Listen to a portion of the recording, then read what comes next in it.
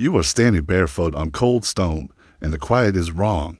Not peaceful, not merciful. It is the kind of quiet that follows a decision already made. 3 days ago, your home burned. 2 days ago, your children stopped crying. Now, there is nothing left to mourn, only something left to endure. 31 women stand beside you in precise rows. No chains, no guards pressing blades into backs. Order here does not require force. Order is assumed, learned, enforced by habit rather than violence. A man approaches from the far end of the courtyard. His crimson cloak marks authority more clearly than any weapon. He does not introduce himself. He does not need to. In Sparta, names are irrelevant when power is already understood. When he speaks, his voice is dry and exact. You are no longer Athenians, he says. You are no longer wives. Each sentence lands with the accuracy of a practiced blow, not meant to bruise, meant to redefine. Everything you were, he explains, has ended.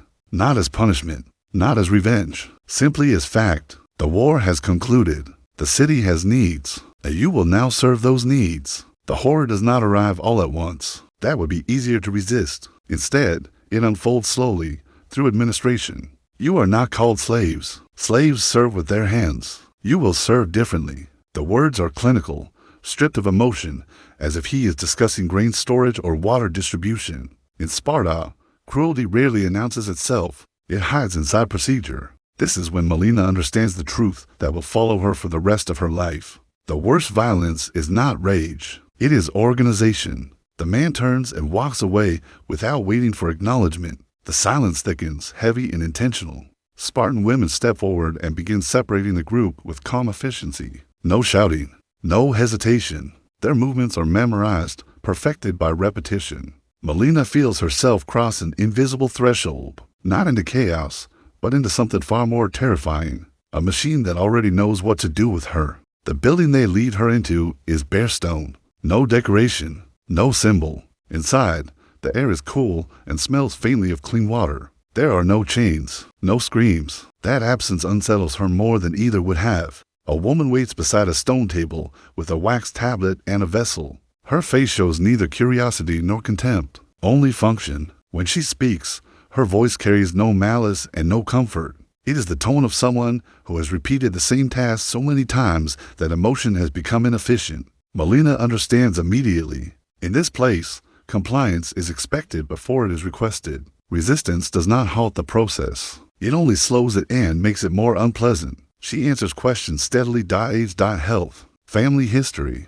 everything reduced to symbols pressed into wax. No explanations are given. In Sparta, knowledge belongs to those who govern, not those who are governed. When it is finished, she is led into a shared room where other women sit in silence. No one speaks. Silence becomes a shared language, a form of protection. That night, food and water are brought, enough, carefully measured. Molina notices the precision and understands something crucial about the system enclosing her. This is not careless cruelty. It is selective care. What is useful is preserved. Everything else is expendable.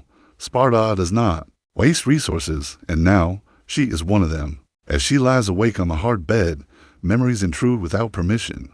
The smell of smoke still clinging to her hair, ash on her tongue, as if the fire followed her here. 72 hours ago, she was the wife of an Athenian strategist, mother of 2 children who now exist only as absence. That life feels unreal, like a story she once heard rather than a life she lived. Here, her name barely matters. What matters is what she represents, what she can offer, what she can produce. Athens used to tell stories about Sparta exaggerations meant to make enemies seem monstrous.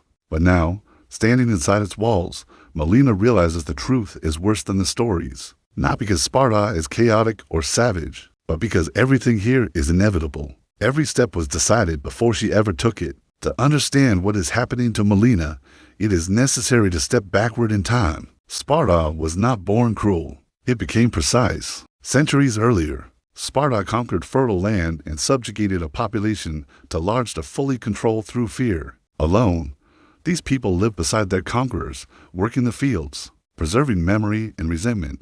From this unstable balance, Sparta learned a defining lesson.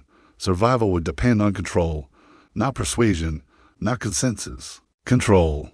This need reshaped every aspect of Spartan life. Childhood ceased to be protected. It became preparation. Family bonds weakened as loyalty to the state was elevated above all else. Affection became a liability. Anything that did not reinforce dominance was reduced or removed. The human body ceased to belong to the individual. It became a resource. Over generations, this resource management hardened into virtue. Spartans learned not to doubt, not to question. Doubt was seen as a crack through which chaos could enter. Ritual replaced morality. Habit replaced empathy. And when a practice becomes habit, it no longer appears cruel. It simply is. Molina, seated now on a stone bench, is the result of this logic. She is not hated. She is not punished. She is absorbed. Spartan training sought more than strong bodies. It sought unwavering minds, obedience without reflection, endurance without complaint. Men were shaped to act without hesitation, without internal conflict. Over time, this produced citizens who no longer distinguished between right and wrong, only between useful and useless. Everything else became noise, and within this system existed a final, rarely spoken layer, a space where obedience was perfected. Actions occurred without witnesses, without names, without moral weight. It was never discussed openly. Naming it risked weakening the order it upheld. Fear did not require proof. Possibility was enough. At dawn, Molina wakes before anyone calls her. Her body has learned that rest is dangerous. Light enters through a narrow opening high in the wall. No view of the outside. Sparta offers no views, only functions. The evaluations continue. Technical questions, clinical assessments, cycles recorded, backgrounds reduced to numbers. She answers without protest. She understands that here, neither consent nor resistance is required, only cooperation. When the wax tablet fills again, something final occurs. She has not been judged. She has not been condemned. She has been classified. Back in the courtyard, Molina studies the architecture with new awareness. Everything is built to last. Nothing is built to comfort. The stones are not beautiful, but they endure. Sparta does not construct to please. It constructs to remain. The same principle applies to people. Those who fit the structure are preserved. Those who do not are corrected, reassigned, or removed. When instructed to follow, Molina rises immediately. She has learned the most important rule of this place. Those who hesitate are lost. As she walks, she makes a decision so small it barely forms into thought. Sparta may control her body, her time, her immediate future, but it will not fully control her mind. That fragile decision becomes her first act of resistance. The woman who later speaks to her does not offer comfort. She offers information. Her name is Gorgo. Her posture reflects years of discipline. She explains the outcome in measured sentences. Molina has been deemed suitable for a domestic assignment, not as an equal, not as a guest, as part of a secondary household structure designed to fulfill a need of the state. Other outcomes exist for those who fail to meet the criteria. Gorgo does not describe them. Silence is enough. If you cooperate, you will live, Gorgo says plainly. If you do not, you will be reassigned. There is no threat in her voice, only fact. In that moment, Molina realizes something unsettling. Spartan women do not see themselves as victims or oppressors. They see themselves as necessary. This is how cruelty survives generations. Not through hatred, through duty. The man she is assigned to does not greet her with dominance or desire. He greets her with evaluation. His name is Cleomenes, a full citizen, a man shaped entirely by the system. He speaks of continuity, stability, inheritance, never emotions. Molina responds carefully, neither submissive nor defiant. Extremes attract attention. Over time, a pattern emerges. Nights are mechanical. Days are unpredictable. Cleomenes speaks of tactics, harvests, and the rigid poetry Sparta permits itself.